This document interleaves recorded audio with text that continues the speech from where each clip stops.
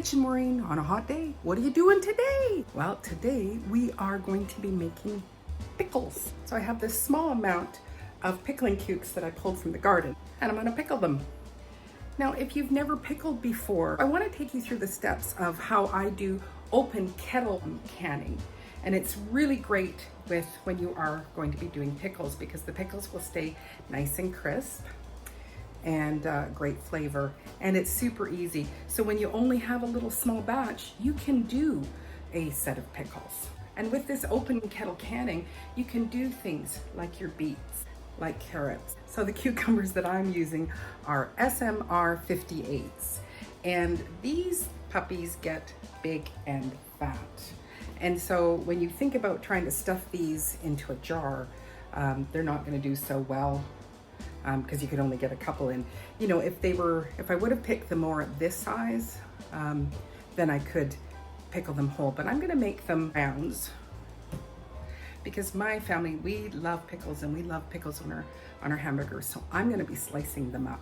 So while I'm slicing them, I'm going to first make up our brine. And the brine is super, super easy. Come and see how easy it is. So I do have some pickling vinegar.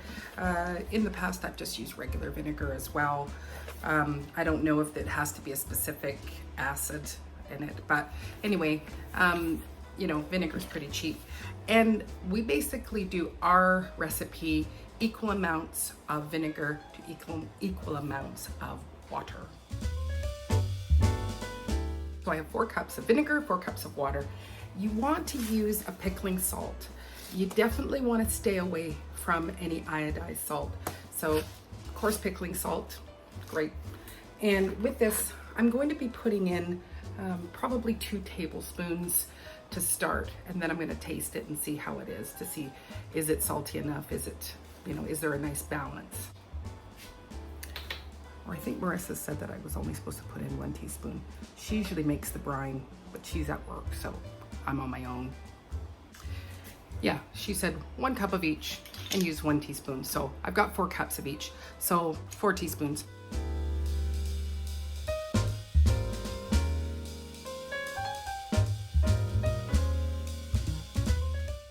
You could throw in other spices. I am going to be putting garlic and dill, but I'm going to put them directly in the jars so that I can actually keep control of how much garlic and how much dill is in each one. I might put a little bit of mustard seed in this, but you could put some hot peppers or other things like that too. So while that's simmering, I'm going to use kind of a slicer rather than doing them by hand. I'm kind of going in between 1/4 inch and 1/2 inch, because I would like the pickles a little thicker, you know, more in this kind of size. Just that way it's like good pickle crunch on your burger. Mm-hmm.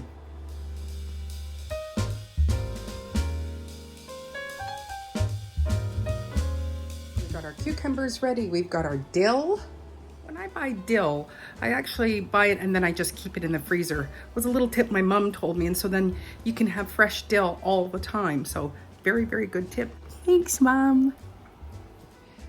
And then we have our garlic, and so we will be adding garlic and dill and the cucumbers.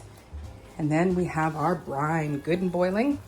And as well, we've got our canning lids and seals all boiling up, ready to go. We are ready to rumble! But first I should actually taste the brine to make sure that it's nummy.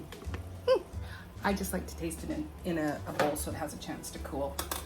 I did put some mustard seed in, and while you weren't looking, I added 1 more cup of vinegar and 1 more cup of water and 2 more tablespoons. So we are now at 5 cups of vinegar, 5 cups of water, and 7 teaspoons of brine. I was just stalling for time to let this cool down. Let's just see how it tastes. That is tasty. It has the right amount of salt. I made pickles for my brother once, and he wanted them really salty, and I put in a lot of salt, and they still weren't salty enough. So you can, if you want a low sodium pickle, you can put less salt in if you want. but this brine tastes delicious. Let's go get our hot jars. So the process of open kettle canning is the fact that everything is out in the open. But I have very hot jars here, so they sterilize and heat it up for 20 minutes in the oven at 230 degrees Fahrenheit. And then I'm going to be putting garlic and then the cucumbers. Then I'm going to put hot brine with a clean seal, because that's going to allow us to have the seals happening without having to go and put them into a canner. So I do have 8 cups of sliced. I put out 6 of these. I always bring out extra jars just in case I have more product than jars. So looking at this is 8 cups. These fancy little jars were found in my attic, and they are the ball kind, and they look like they are 2.5 cups in each one. So I'm going to be using fresh garlic that I just picked a couple of days ago. These garlic were not quite ready to be picked, and I was going to leave them longer, but I wanted to get the potatoes in. So this is all fresh, so it hasn't been dried at all. So we are, I don't know, let's put just put a couple in each one. And the reason that these don't have to go through a canner is because of the vinegar. So we're getting enough acid that's going to kill. I think I want some of these big ones in some of the other jars.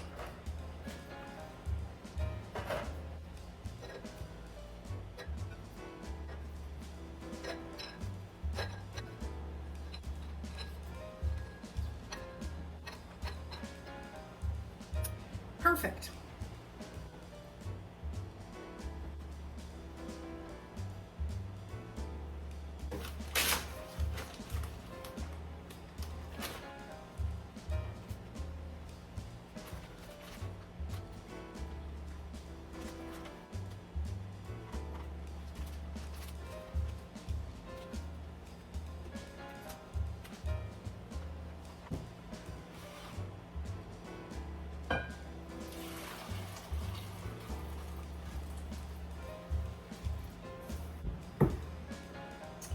So we got our 4 jars, which is awesome. What I usually do is, this thing is the cat's meow.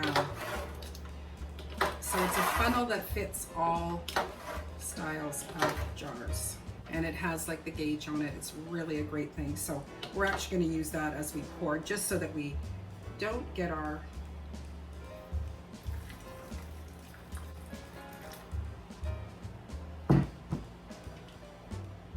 too full. Well, maybe not.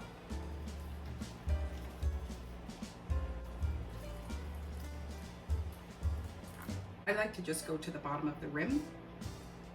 And I am going to put some of our mustard seeds in there, but I'm just going to drop them in by hand again. Not by hand.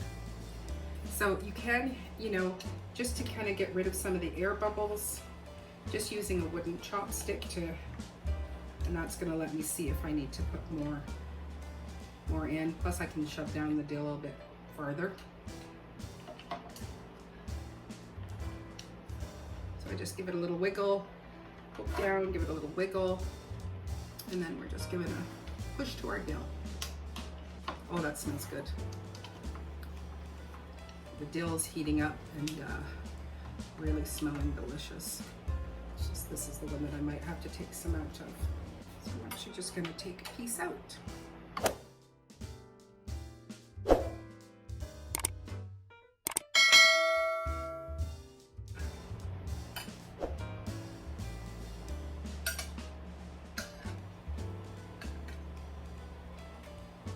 Take some out to put some in.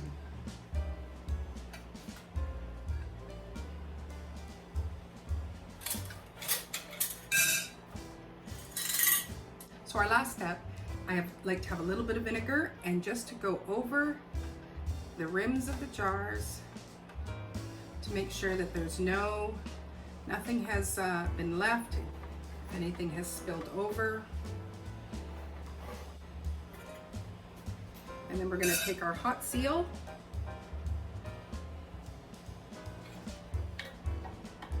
mix it on top.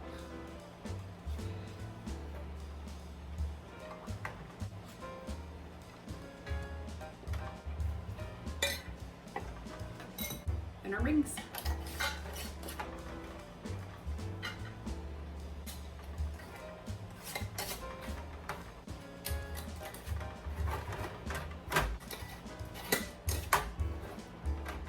So like I said, when you're doing open kettle canning, you don't actually have to have the canner and boil it, and you wouldn't want to do it with your cucumbers and other vegetables. So the main thing is that hot jars, hot liquid, hot seals, and a vinegar, and make sure that you've got a vinegar that's going to kill all the bacteria. And if these pickles don't seal, I can just put them in the fridge and they will be just fine. As the jars are cooling down, we will start hearing little pings to know that they're sealed. Yay! Making just a little small batch of pickles. And like I said, you can pickle anything. We did this version with our carrots. We just didn't put the dill because we just like it, just a pickled carrot. So just pickling, salt and vinegar and water. Anyway, I hope that you enjoyed this little adventure of mine of making just a small batch of pickles in the middle of summer. I hope you're having a fabulous day wherever you are. Take care and God bless. Oh, hey, you're still here. Well, after I finished the pickles, I went out to check the chickens, and on my way back, I noticed that there was some green beans. So I thought, well, I might as well pick them. The wide ones are the Romano beans, and we're gonna eat those tonight. But just the regular French beans, I figured I have leftover brine, which by the way, when you do have leftover brine, you can keep it in the fridge for 2 weeks. But I thought, brine is already hot, oven's already hot, throw in another jar and fill it up. And we've got spicy pickled beets. So I did put some garlic in here and some chili peppers and a little bit of chili powder, just a smidgen, because our chili powder is wickedly hot. So I've got spicy chili beans. Thanks for listening.